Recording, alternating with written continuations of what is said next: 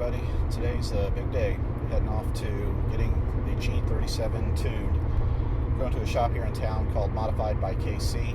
Just been communicating with them a little bit. I've gone back and forth on how to do this, doing it at Texas or having an email tune done, or like the option I ended up checking into and going with, which is getting it tuned remotely. This one may work out better because I got somebody close by that I can talk to and get advice on, get retunes done as needed. So pretty excited. The mods are holding up that I've done since the last video where I had the test pipes and the Y pipe tied together. Do have a bit of that rasp and that hiss from the Megan test pipes. I'm going to have them check it out, just see if there's something we can do to eliminate that while it's there. But the goal is to get the Dyno baseline done. Don't know if I'm going to go with the UpRev or the ECU Tech tune yet. Need to talk with them, see which one they prefer, which one works out better long term. So got a few minutes of driving ahead of me, and we'll get there and see how this goes. Pretty excited. Okay, we've arrived a little bit early, but this is the shop, MKC Performance.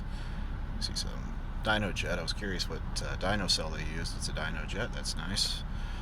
So we'll get inside here when they're ready and get the process going, shoot some video through it, hopefully get video of at least when they're doing the dyno pulls. I'm just like the muffler one. I'm not going to bug them getting in their way when they're doing their work, but I'll just stand off to the side, catch what I can, and let's see how this goes.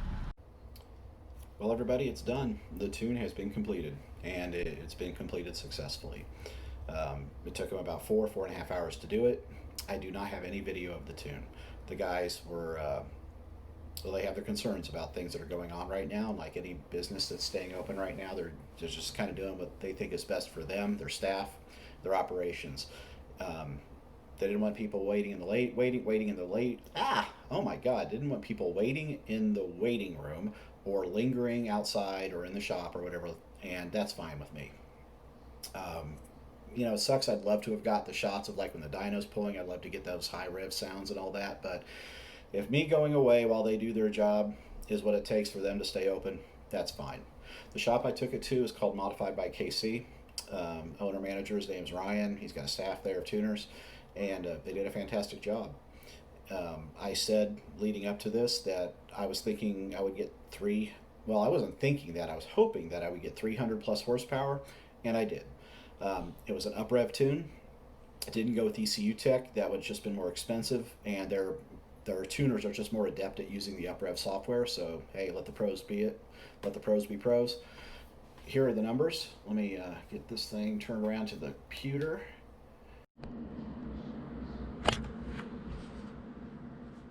Okay, so here is the dyno sheet. I've got it scanned in on my computer, so I'm going to have to move it around, but here are the numbers. The base run, the first run they made was 283.5 horsepower, 250.17 pound-feet of torque. That's just with the mods. And the mods were a cold air intake system, a very cheap one, Megan Racing test pipes, Megan Racing Y pipes, stock midsection with resonators, and the HKS Axleback exhaust. All that netted me over factory, let's call it 7 or 8 horsepower. So that's just proof that if you're doing any mods to these cars, you got to have it tuned, because just bolting them on is going to get you nowhere. You got to pay to have the tune done. So after they started tuning it, 303, 300.3, 304.19 horsepower. That was the best run. Torque, 260.41 pound-feet. That's 10 more over baseline on torque and 21 horsepower from the tune. Solid results. Very happy with them. But beyond the tune performance and the whole numbers, look at the torque curve. Or I should say the tune curve here. From all the way down here at idle, stepped up to 4th gear, starting the run, the gain is instantaneous and only grows as you increase in RPM towards red line. Look at how jagged this factory RPM curve and horsepower curve was versus the smoothed out, nice, linear, vertical growth in horsepower all the way up to red line. Same can be said for torque, even more dramatic in torque. Torque line started out fairly flat, but around 32 to 3,500 RPM just fell. Something's going on there. we'll call this peak minimum torque at Redline, was 212 horsepower.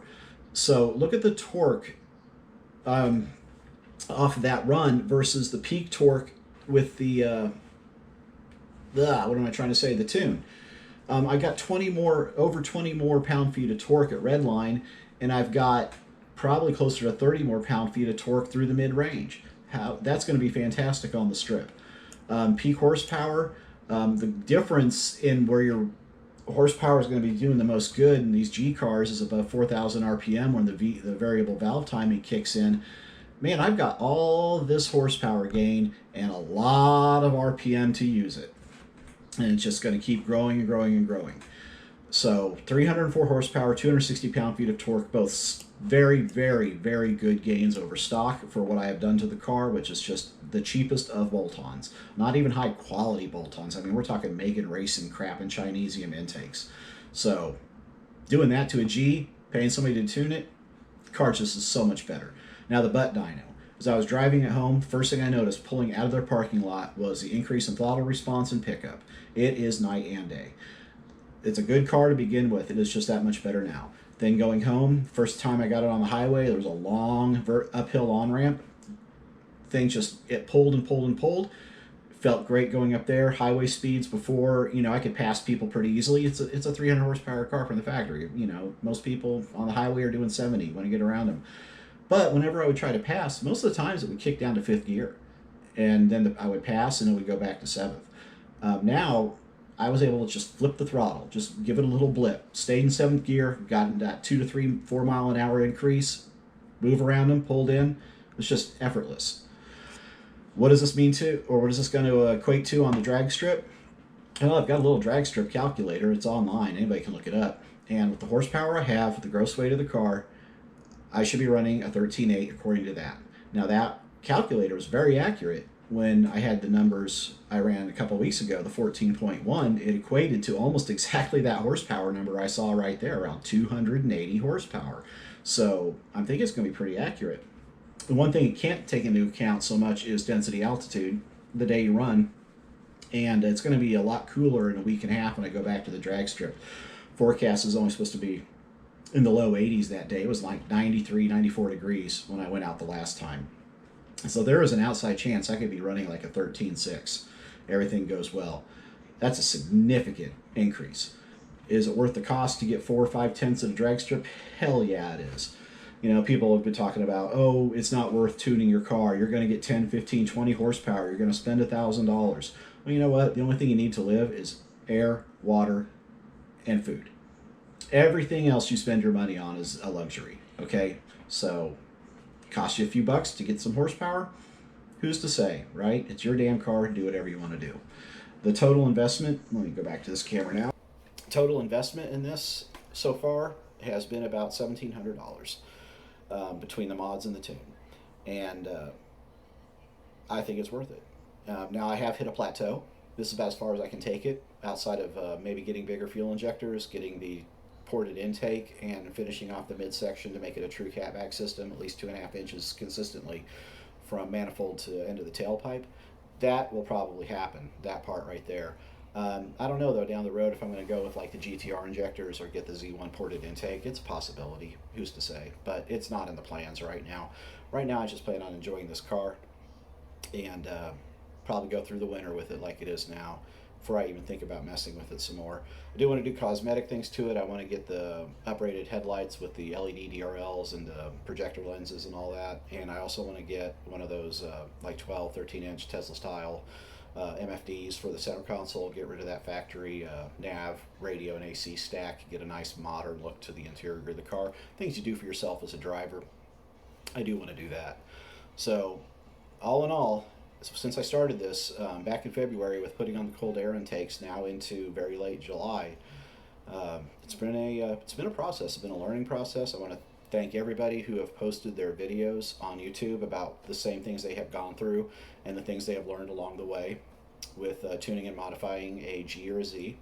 Learned so much. I know my car inside and out right now. Definitely a YouTube expert. Ask me anything and I'll tell you to go to YouTube. That's what experts do, point you to the information. Thank you for watching. Appreciate it if you would subscribe, hit the like button. Next video should be in a couple of weeks when I'm able to get back to the drag strip, and let's see what this thing is worth now. Let's see what that $1,500, $1,600, $1,700 was worth for an ET. Personally, and I'll go on record right now, I'm feeling good about it, and I think a 13.7 is in my future, which will be stunning to me, to go from a 14.1, 14.2 to a 13.7 with essentially test pipes and a tune. That is worth it. Thanks for watching. Everybody stay safe, and I will see you in the next video.